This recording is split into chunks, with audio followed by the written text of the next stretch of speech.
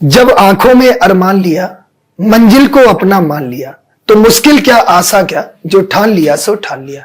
मेरे बच्चों, मेरे भविष्य के फौजियों और मेरे सभी दोस्तों, आप सभी का तहे दिल से स्वागत है। आज हम लोग एक ऐसे ही बच्चे के साथ यहाँ पर बैठे हुए हैं। एक वो बच्चा जो ग्रामीण परिवेश से संबंध रखता है, लेकिन उसके सपने थे कुछ बड़ा करने का। उसका सपना था अपने माँ बाप के सपनों को पूरा करने का। तो इसी क्रम में आज वो बच्चा हमारे साथ में है जिसने टीईएस में सिलेक्शन ले लिया है। जी हाँ, वो भी ऑफिसर बनने जा रहा है, अधिकारी बनने जा रहा है। तो उस बच्चे का नाम है अंचित शुक्ला। तो मैं चाहूंगा कि ब्रिजेंद्र सर पहले कुछ उसकी जर्नी के बारे में पूछें। सबसे पहले तो आपका नाम ही बहुत अच्छा है, चिंता रहित, यही मीनिंग है ना?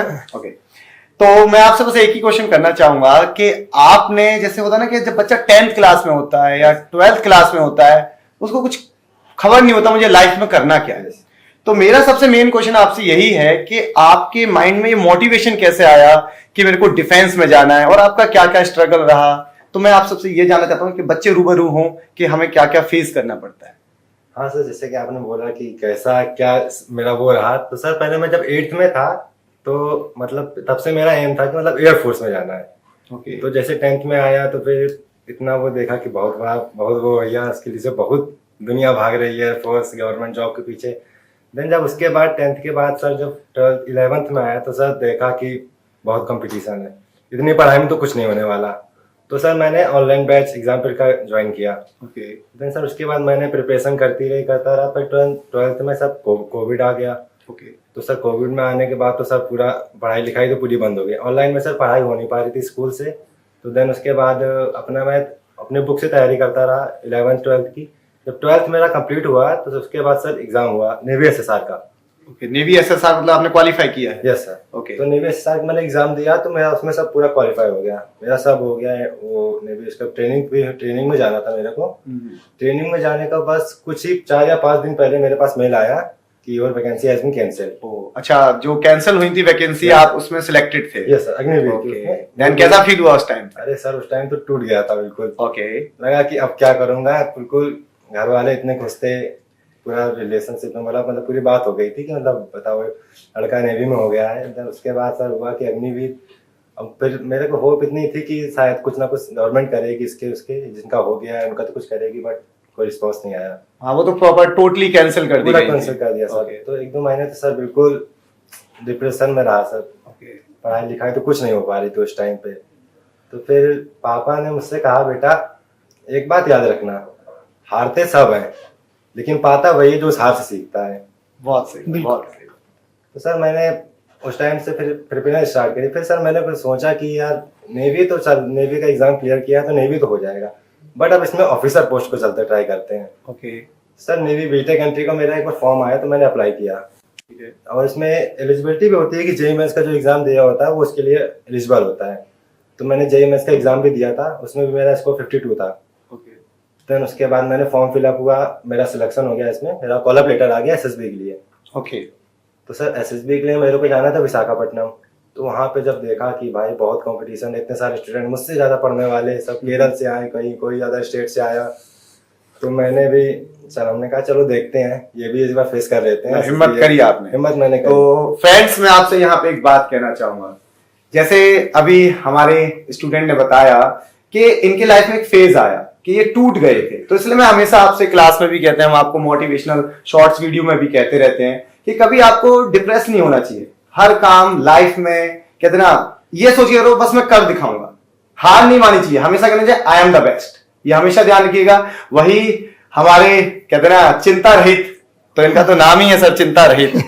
तो बच्चा ये ध्यान रखिएगा, आपको हमेशा कभी डिप्रेस नहीं होना है लाइफ में। हमेशा लाइफ में स्ट्रगल के चैलेंजेस का सामना करना चाहिए और उसको हासिल करना चाहिए, अपने टारगेट को अचीव करना चाहिए। बिल्कुल। तो सर मैं चाहूंगा, अब जब इन्होंने एसएसबी दिया तो पहले आप एक बार सर से पूछें एसएसबी में क्या क्या फेस किया जब आप एसएसबी देने गए। बिल्कुल। देखिए, जैसा कि बेटा आपने बताया कि आप टीईएस के थ्रू गए, है ना। 2 तरह की एंट्री होती है, अगर मैं बात करूं। वैसे एंट्री तो इसमें 4 से 5 तरह की होती है, लेकिन एक होता है आपका, आप एनडीए के थ्रू जाते हैं, एक जाते हैं टीईएस के थ्रू।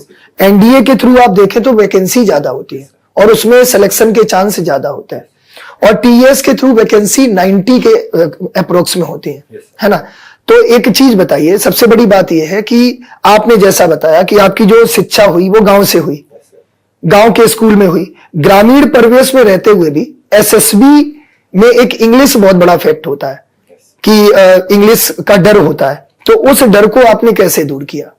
सर इंग्लिश की इसमें इतना कोई बड़ा नहीं है, इतनी कोई बड़ी बात नहीं है कि इंग्लिश से सब इंग्लिश को इतना हाई बना रखा है कि सब लोग इंग्लिश से डर जाते हैं। बट मैंने कहा कि सर चलो पढ़ते हैं इंग्लिश, उठाया मैंने बुक्स, सर की भी मैंने क्लास ली सर, हमन सर की इंग्लिश की। और उसके बाद सर मैंने वो इंग्लिश का वो क्लास ज्वाइन करने लगा। देन उसके बाद मैंने अपनी पर्सनालिटी में भी थोड़ा ध्यान दिया कि मतलब जब इंग्लिश बोलूँ तो हाँ लगे कि हाँ लड़का है इंग्लिश मीडियम से। बिल्कुल। क्योंकि सर वो तो इतना मैंडेटरी होता है कि तुम्हारा पर्सनालिटी अगर नहीं होगी तो फिर एसएसबी में तो बहुत ही तुम्हारा बिल्कुल, मतलब हम कह सकते हैं कि एसएसबी में पर्सनालिटी और लीडरशिप और आपका वो कहते हैं ना मनसा वाचा कर्मणा, वो 3 तरह से वहां पे आपको जज करते हैं, चाहे वो आपका टेट हो, वेट हो, एसआरटी हो, फिर चाहे वो आपका जीपीई हो। अच्छा, मैं एक बात आपसे और पूछना चाहूंगा, आपने एसएसबी की तैयारी कैसे की?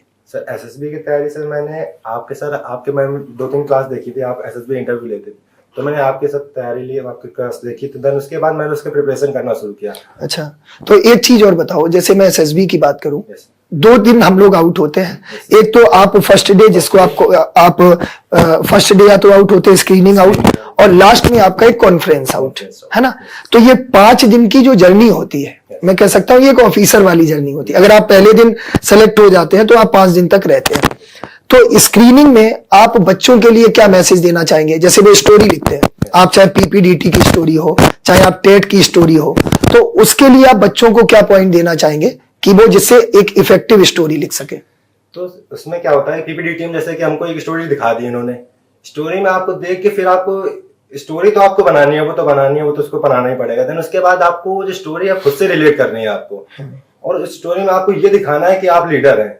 और आपको हर बार ये भी नहीं करना है कि आपको लीडर हर बार जीत रहा है, ऐसा नहीं है। लीडर हर बार नहीं जीतता, लीडर हारता भी है, हारना भी जरूरी है, क्योंकि अगर हार का मुंह नहीं देखा तो सफलता का मजा नहीं आएगा। बिल्कुल, बहुत बड़ी बात कही। अच्छा, एक आपका पर्सनल इंटरव्यू होता है एसएसबी में, है ना, तो पर्सनल इंटरव्यू के बारे में आप क्या बताना चाहेंगे? जैसे एक होता है ना, जो बच्चा कभी इंटरव्यू फेस ना किया हो, अब वो एकदम से ऑफिसर्स के सामने जाए, तो एक बहुत बड़ी हेजिटेशन होती है कि ऑफिसर क्या पूछ देगा। इवन वो कई बार ऐसे क्वेश्चंस पूछ देता है, क्योंकि मैंने खुद 4 बार एसएसबी दी, वो खुद पूछता है कि ऐसे क्वेश्चन पूछ देता है कि बच्चा हेजिटेट हो जाता है कि मुझे इसमें क्या आंसर देना चाहिए। तो उस समय पे आपने उस डर को कैसे मैनेज किया?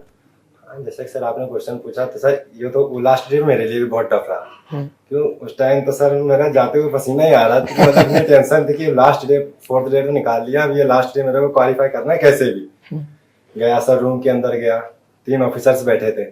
अरे सर देख के बिल्कुल पहले तो सर बड़ा डर लगा, फिर उसके बाद जब बैठा था उन्होंने मतलब मेरे को एक सर बोले ने, उन्होंने बोला कि देख बेटा, इतना जो तेरे को जो तो टेंशन ले रहा है ना, इतनी टेंशन ले मत, क्योंकि बहुत लोग बाहर हुए हैं, जो लोग सेलेक्ट होते हैं वो भी तुम्हारे लोगों में से सेलेक्ट होते हैं, तो उनको इतना टेंशन लेने की जरूरत नहीं है। वो सर ने मतलब एक पहले हमारे सर थे, उन्होंने मुझसे पहले ही बता दिया था कि कह रहे थे बेटा देखो, हर बार तुमको यही भी नहीं कि तुमको पहली बार में सफलता मिल जाएगी, अगर मिल जाती है बहुत अच्छी बात है, और अगर नहीं भी मिलती है तो हताश मत होना। तो सर हमने कहा ठीक है सर। तो गया, उसके बाद सर ने बहुत एक कॉम्प्लिकेटेड क्वेश्चन पूछ लिया। अभी तो सर मेरे को वैसे याद नहीं है क्वेश्चन। मैं वैसे पूछना चाहूंगा कि क्या ऐसे कौन से क्वेश्चन पूछे जो आपको बड़े इंटरेस्टिंग लगे? कोई सब्जेक्टिव क्वेश्चन था या ऐसा जो प्रैक्टिकल लाइफ से रिलेटेड था? क्या वो क्या चेक करना चाहते हैं कि भाई आपकी नॉलेज तो वो ऑलरेडी देख चुके हैं, बिल्कुल। तो अब वो क्वेश्चन किस तरीके का होता है, वो ये देखना चाहते हैं कि भाई ये बंदा सोचता कैसे है डिफिकल्ट सिचुएशंस में, वो क्या जज करना चाहते हैं। अरे तो सर हमसे क्वेश्चन ये पूछ लिया था कि अगर एक कमरे में आग लगी हुई है, तुम्हारी माँ है और एक बहन है, तो किसको बचाओगे? सर उस टाइम पे तो हिल गया था बिल्कुल। हाँ, अब माँ बोलेंगे। अब माँ, क्योंकि अब बच्चे का तो यही होता है कि अगर लड़का है तो वो अपनी माँ से ज्यादा प्रति लगाव होगा, और अगर लड़की है तो वो अपने फादर के प्रति। बिल्कुल। तो मैंने तो माँ को आंसर दिया, तो बस उनके बाद फिर उन्होंने कुछ पूछा ही नहीं, कुछ नहीं पूछा मुझसे कि तुमने माँ का क्यों दिया। उन्होंने कहा, मुस्कुरा के मेरे को बोल दिया ओके। हाँ, लेकिन एक चीज मैं और बता दूं, जैसे आपने देखा होगा कि वहां पे ये पता नहीं चलता कि आप क्यों इन हुए हैं और क्यों आउट हुए हैं, ऐसा तो कुछ नहीं बताया जाता है ना।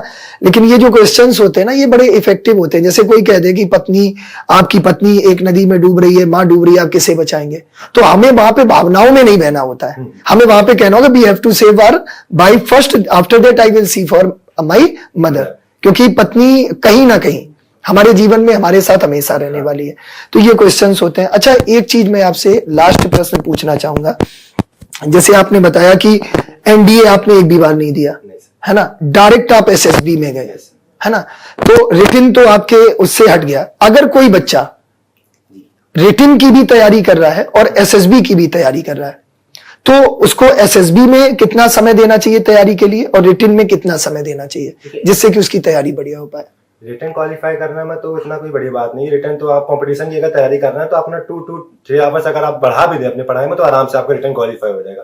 पर जो बात है एसएसबी की, हार्ड तो होती है बट इम्पॉसिबल भी नहीं होती है कि होगा ही नहीं।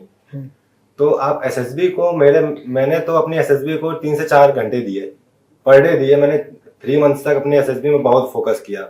देन उसके बाद जाके मेरा क्वालिफाई होगा। सर आपकी मैंने काफ़ी क्लासेस देखी, जितनी आपने एसएसबी इंटरव्यू की थी मैंने सब देखे आपकी, और उसमें तो सर मेरे को कॉन्फिडेंस भी मिला कि सर आपने इतना सब बताया। आपने एक बात बोली थी कि जमीन पे खड़ा के आसमान देखता है, परों को खोल जमाना उड़ान देखता है। बिल्कुल बिल्कुल, ये बहुत बड़ी बात है कि हमारे अंदर करेज वहीं से आता है, अच्छा, साहस वहीं से आता है। मेरा एक छोटा सा क्वेश्चन है, जब वहां पे आपने आंसर दिया कि मैं माँ को बचाऊंगा, तो ये क्या सोच के सर माँ को क्या फीलिंग थी आपकी? आपने बहन को क्यों नहीं चूज किया, माँ को क्यों चूज क्योंकि किया? बेसिकली वो जवाब के पीछे की इंटेंशन क्या है वो हाँ, यही जानना चाहते यही जानना चाहते ये हैं। मैं जानना चाहता हूँ। आपका हमारे क्या thought process था? हाँ, सर मेरा थॉट प्रोसेस ये था कि माँ तो भाई माँ होती है। अब उनके प्रति तो हम वो तो नहीं कर सकते कि उन्होंने तो हमको इस दुनिया में लाया है। तो इसका मतलब कि बहन की वैल्यू कम है, कम है। माँ के सामने। हाँ ऐसा कह सकते हैं, बट अब इतना भी नहीं कि बहन है। अगर तो बहन तो भाई बहन ही होती है। बहन में दोनों दोनों important है। इम्पोर्टेंट है। परिवार के जरूरत से सारे बराबर होते हैं। हाथ की उंगलियां छोटी बड़ी होती है लेकिन जरूरत सबकी होती है और अहमियत सबकी अपनी होती है। तो अब वो ये सवाल क्या सोच के पूछा उन्होंने, ये तो हम भी नहीं जानते, लेकिन इसके पीछे रीजन तो होता है। अच्छा, आप बाकी एक थोड़ा सा मैं सारे बच्चों की तरफ से एक सवाल है कि अभी जो बच्चे प्रिपरेशन कर रहे हैं, आप हर सब्जेक्ट को कितने घंटे देते थे और कौन सा ऐसा सब्जेक्ट, जैसे आपका स्ट्रॉन्ग सब्जेक्ट क्या था? अगर एक सब्जेक्ट स्ट्रॉन्ग है तो आपको दूसरे में ज्यादा समय देना पड़ता होगा। तो बच्चों को अगर आप गाइड करो तो बहुत ज्यादा अच्छा रहेगा बच्चों के लिए। हाँ देखिए, मैथ्स को 2 आवर्स देता था। 2 आवर तो मैंडेटरी, मेरे को पर डे तो 2 घंटे तो मैथ लगानी है, उसमें मेरे को कोई कॉम्प्रोमाइज नहीं करता था। मैथ्स के मैं अपना इंग्लिश की भी तैयारी करता रहता था। इंग्लिश में भी मतलब 1 घंटे तो मैं देता ही देता था। और देन उसके बाद रीजनिंग का भी अपना समय देता, क्योंकि जैसे मैंने SSR भी क्लियर किया है तो उसके पहले तो मैंने कंपटीशन की तैयारी काफ़ी करता रहा मैं। और फिर उसके बाद मैंने अपना एसएसबी को मैंने टाइम दिया। जब मेरा उसके बाद कॉलेज लेटर आ गया तो मैं 3 से 4 घंटे अपने एसएसबी को देने लगा। और बाकी सर बस इतना ही सर। फिजिक्स केमिस्ट्री थोड़ी वीक थी, तो केमिस्ट्री को मैं काफ़ी ज़्यादा टाइम देता था। अच्छा, ऐसा है संभव, मैं बच्चों के नजरिए से पूछ रहा हूँ कि एक बच्चे को फिजिक्स में बहुत मजा आता है और केमिस्ट्री थोड़ी सी बोरिंग लगती है, तो वो केमिस्ट्री में थोड़ा कम पढ़ के फिजिक्स में ज्यादा पढ़ ले और उसका एग्जाम क्वालिफाई हो जाए, ऐसा संभव है? नहीं, संभव तो है बट ऐसा हो नहीं सकता। ऐसा रिस्क लेना नहीं चाहिए। रिस्क लेना नहीं चाहिए। अगर जब दौड़ रहे हो तो हर मतलब एक हर ही स्पीड सब्जेक्ट से की दौड़ो value है, सब। हाँ। क्योंकि अगर पेपर में सारे सब्जेक्ट आ रहे हैं इसका मतलब उन सब्जेक्ट्स की इक्वल बराबरी, मतलब बराबर तरीके से उनकी अहमियत है, तो बच्चों को ये चीज समझनी पड़ेगी। कुछ सजेशन आप देना चाहोगे हमारे बच्चों को, स्टूडेंट्स को? उनके अंदर बहुत डर रहता है कि सर हम प्रिपरेशन एनडीए की भी कर रहे हैं, नेवी एसएसआर की भी कर रहे हैं और सारे पेपर एक के बाद एक लगे अगर हैं, तो उस सिचुएशन में क्या करना चाहिए इनको? देखिए, आपको डरना तो नहीं है। आप अपने मन में एक ये थॉट बिठा लीजिए कि मुझको देश की सेवा करनी है। और अगर आपको देश की सेवा करनी है, ना आपको आर्मी की जॉब छोटी लगेगी और ना ही आपको ITBP, ना किसी अदर जॉब। अगर आपको देश की सेवा करनी है तो आपके लिए आर्मी भी बराबर है और कोई ऑफिसर रैंक भी बराबर है। अगर आपको देश की सेवा करने का मन में जज्बा जुनून है, सब आपके लिए बराबर होगा। बिल्कुल। एक सैनिक की नौकरी नहीं होती है, सेवा होती है, तो वो सेवा भाव होना बहुत जरूरी है। बिल्कुल बिल्कुल। और सर मैं एक चीज यहाँ पे जोड़ना चाहूंगा कि एक ऐसा बच्चा जो एयरफोर्स की भी तैयारी कर रहा था, इधर आप देखिए ऑफिसर रैंक के लिए भी तैयारी कर रहा था, और दोनों को कितने अच्छे से मैनेज किया। मतलब एसएसआर में भी सिलेक्शन ले लिया, अचीवमेंट है ना, और इसके बाद वो ऑफिसर भी बन गया। तो हम कह सकते हैं कि हम दोनों सारी तैयारियों को, एक बहुत अच्छी बात की कि हमने अगर जिस दिन ये सोच लिया ना कि देश की सेवा ही करनी है, तो हम उस दिन कहीं ना कहीं सेलेक्ट हो जाते हैं। आपको जब पता होता है कि क्या चाहते हो तो वो रास्ता आपको मिल जाता है। ये बात बिल्कुल सच है। बिल्कुल। और लास्ट में मैं और भी सर कुछ पूछना चाहेंगे? नहीं नहीं, मेरे तरफ से हाँ, तो मैं बस एक क्वेश्चन पूछना चाहूंगा। मैं चाहूंगा बच्चों को बताओ, जब आपका सिलेक्शन हुआ था या आपके पास मेल आया था, आपने अपनी फैमिली को बताया था, जो उनके चेहरे पे खुशी थी या चमक थी, वो आप बच्चों को किस तरह डिस्क्राइब करना चाहोगे? अरे मेरी खुशी तो जब मेरे पास मेल आया मैंने किसी को नहीं बताया। ओके। बाइक उठाई गया, शांति से जगह एकदम बिल्कुल बैठ गया, सोच रहा था कि यार पापा का स्ट्रगल मैंने इतने देखे, इतना देखा कि हाँ मैंने आज कर लिया, कुछ तो कर लिया अपनी लाइफ में, कि हाँ अपने माँ बाप के लिए मैंने इतना सब कर दिया कि अब तो उनको खुश रखना है। फिर जब उसके बाद मैं वहाँ काफी देर बैठा रहा, सोचता रहा कि अब क्या करना है, आगे क्या करना है। अभी तो कॉल लेटर आया है, अभी एसएसबी देने भी जानी है, फिर उसके बाद ज्वाइनिंग लेटर आएगा, अभी इतना सब। तब जाके मैंने अपनी मम्मी, सबसे पहले मम्मी को बताया। ओके। मैंने अपनी माँ से बोला मैम मेरा हो गया है, इसमें सिलेक्शन हो गया, बट अभी एसएसबी होना है। तो मम्मी ने कहा कि देखो बेटा अभी बताओ मत किसी को, गुड। बताना जब वर्दी पहन के आओ। बिल्कुल सही बात। तो हमने कहा हाँ मम्मी बिल्कुल वर्दी पहन के आऊंगा तभी बोलूंगा। तो मैंने मम्मी को बताया, और बाकी तो फिर मम्मी पापा और भाई को ये भी पता, ज्यादा लोगों को मैंने भी बात इतना बताया भी नहीं है। बाकी तो फिर बात तो अब तो पहुंच जाएगी। बिल्कुल। और ये एक बहुत बड़ी बात है कि आज आप एक ऑफिसर बनके, तो कहते ना कि रख बापू भरोसा, एक दिन तेरा नाम कर दूंगा, बदन पर वर्दी पहनकर पहला सैल्यूट तेरे नाम दूंगा। तो आज शायद आप वो सैल्यूट देने जा रहे हैं, और अपने माँ बाप के सपनों को आपने पूरा किया, क्योंकि आप डटे रहे, आप हटे नहीं, आप अपनी उम्मीदों पर कायम रहे, और आपकी मेहनत ने आज आपको अपने मंजिल तक पहुंचा दिया। एक लास्ट प्रश्न और मैं पूछना चाहूंगा, आपकी लाइफ में आपके लिए सबसे बड़ा इंस्पिरेशन कौन रहा, जिसको देख के आप यहां तक पहुंच गए? इंस्पिरेशन मेरे मामा थे। मेरी नानी के लड़के हैं, मेरे तो सगी नानी तो नहीं है, मेरी नानी की बहन है वो। Okay okay. तो मतलब वही मेरे मामा है, मेरा कोई मम्मी के भाई तो है नहीं। तो बस उनको मैंने देखा कि आर्मी में है। उन्होंने छोटे में, मतलब जब मैं 6-7 में था, उन्होंने मुझसे एक बात बोली, देखो बेटा पढ़ाई करना, फोर्स मत करना, मतलब किसी के वजह से फोर्स मत होना कि सब कह रहे हैं कि तुम्हें डॉक्टर बनना है। मतलब मैं पहले, मेरी मम्मी कहती थी बेटा तुम डॉक्टर बन जाओ तो बहुत अच्छा रहेगा, तुम्हें डॉक्टर अच्छा लगेगा। हमने कहा ठीक, पर मेरे मामा का जो करना बेटा वही जो दिल कहे। बचपन से ही जुनून फिर आ गया कि बस अब देश की सेवा करनी है, वर्दी पहननी है। तो बस यही मेरे मामा बहुत बड़े इंस्पिरेशन है मेरी। बिल्कुल। और इसी सवाल से एक रिलेटेड है, जैसे कि इंस्पिरेशन तो आपको मिल गई, अब इंस्पिरेशन बच्चों को कई बार मिल जाती है, लेकिन एक डर बना रहता है कि यार मैं तो हिंदी मीडियम बोर्ड से हूँ, यूपी बोर्ड से हूँ, या हमारा स्टेट बोर्ड है और उसमें इंग्लिश भी आ रही है, बाकी सब्जेक्ट्स भी हैं, और वहां पर इंग्लिश का बहुत अच्छा खासा वेटेज भी है। तो उन बच्चों को आप क्या कहना चाहोगे जिनके अंदर ये डर बसा हुआ है कि मैं तो हिंदी बोर्ड से हूँ, मैं गाँव से हूँ, मैं देहात से हूँ, मैं कैसे करूंगा? देखो अगर कोई सब्जेक्ट कमजोर है तो थोड़ी ज्यादा मेहनत कर लो, रख हौसला के, वो मंजर भी आएगा, प्यासे के पास चलकर खुद समुंदर भी आएगा। और अगर आपने मेहनत करी है ना तो सफलता नहीं रुकेगी आपके पास, सफलता तो आपको मिलनी ही मिलनी है। सफलता किसी कोई नहीं रोक सकता आपको। आप भी तो यूपी बोर्ड से यूपी बोर्ड से यूपी बोर्ड से ग्रामीण क्षेत्र से रहा हूँ मैं भी। मैंने यूपी बोर्ड से तैयारी करी। मेरी भी इतनी इंग्लिश स्ट्रांग नहीं थी, बट प्रैक्टिस करता रहा, इंग्लिश में भी ज्यादा टाइम दिया, तो मेरे इंग्लिश हो गई। मतलब मैंने कर दिया कवर अपने इंग्लिश को। ये तो चलो अचिंत ने बताया कि ये हिंदी बोर्ड से है, मैं खुद यूपी बोर्ड से हूँ, सरकारी स्कूल से मेरी पढ़ाई हुई 12th तक, लेकिन आज मैं आप लोगों को पढ़ा रहा हूँ और मैंने कैट वगैरह के बच्चों को भी पढ़ाया। तो ये सब डर हटा दो मन से, कहाँ से आए हो इस बात से कोई फर्क नहीं पड़ता, जाना कहाँ पर है इस बात से फर्क पड़ता है। बहुत सुंदर। और ये सब कुछ पॉसिबल है। हम लोग कहते हैं कि पढ़ाई में बहुत मेहनत करनी है, एग्जाम की तैयारी करें तो मेहनत की शब्द मेरे ख्याल से तो सर गलत है। आपको पढ़ाई करने के लिए भी सिर्फ समय देना होता है। मुझे अभी भी याद है कि महाभारत के युद्ध में जब अर्जुन को भगवान कृष्ण ने अपना उपदेश दिया था, तो उसमें एक लाइन बोली थी, और अर्जुन को नहीं, ये कर्ण को बोला था, कि कर्ण ने कहा था कि अगर मैं इस तरह से मारा जाऊंगा तो क्या मेरा नाम कभी भी नहीं होगा, मेरे को कोई पहचानेगा नहीं संसार में। तो कृष्ण कहते हैं कि जब तुम्हें मारने के लिए खुद तुम्हारे रथ पर बैठ करके हनुमान जी ने अर्जुन की मदद की है और तुम्हारे लिए पूरा जाल बिछाया गया है, तो तुम खुद समझ सकते हो कि तुम्हारे अंदर कितनी प्रतिभा है, कितने शक्तिशाली हो। इस तरह से जब उन्होंने समझाया था, तो यहां से हमें पता चलता है कि हमारी प्रतिभा हम कुछ जानते नहीं है।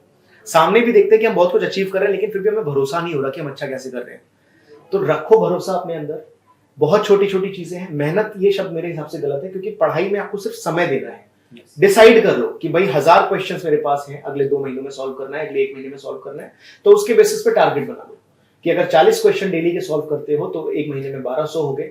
उसी तरीके से आप अपना टारगेट पूरा कर लो कि घंटे मत देखा करो, बस टारगेट अचीव करना है, और मेहनत जैसा कुछ नहीं होगा। यहाँ पे आई थिंक बच्चों को ये भी पता होना चाहिए, बेटा दुनिया की जो सबसे बहुमूल्य चीज है ना, वो समय है। बिल्कुल। अगर आप समय रहते समय से मेहनत कर लें तो एग्जाम्पल आपके सामने, बिल्कुल बिल्कुल। ठीक है, आपके सामने एग्जाम्पल है कि इन्होंने भी यूपी बोर्ड से, ग्रामीण क्षेत्र से हैं, एवरेज फैमिली से हैं, लेकिन इन्होंने मेहनत करी, माँ बाप का सपना पूरा किया, अपना कैरियर बनाया, देश की सेवा के भाव से ही आगे बढ़े। तो ध्यान रखना, समय सबसे बहुमूल्य है, और समय रहते समय पे मेहनत करोगे तो सब कुछ अचीव होता है। ये मैं कहना बिल्कुल। और हाँ हाँ, नहीं आप एग्जामपुर की पूरी टीम आप सबके साथ है। बिल्कुल बिल्कुल। कहीं भी प्रॉब्लम है आप तुरंत हमसे संपर्क करिए, हम हर तरीके से हर संभव कोशिश करेंगे आपको गाइड करने की, आपकी मदद करने की। बिल्कुल। और मैं इतना ही कहूंगा कि एग्जामपुर एक, कहते हैं ना सर, मैं कहता हूं कि एक फील है, एक इमोशन है ना। और वक्त की यहाँ बात हो रही थी, तो इस बच्चे के लिए बस मैं इतना ही कहूंगा कि बच्चों धैर्य रखना है। आप देखिए एक बच्चा जिसका सर ज्वाइनिंग लेटर एसएसआर का आ गया, बेचारा कितना टूट गया होगा, और उसके बाद भी उसने तैयारी। तो वक्त को थोड़ा वक्त दो, वक्त तुम्हारा वक्त बदल देगा। तो बच्चों इस वीडियो को ज्यादा से ज्यादा बच्चों तक शेयर करिए।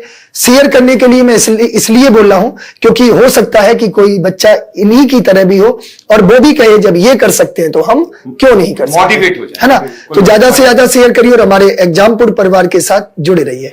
धन्यवाद। और एक बार सभी बच्चे मैं कहूंगा क्लैप करें। बिल्कुल बिल्कुल। एक बहुत बहुत बधाई इस बच्चे को। Thank you so much. Thank you.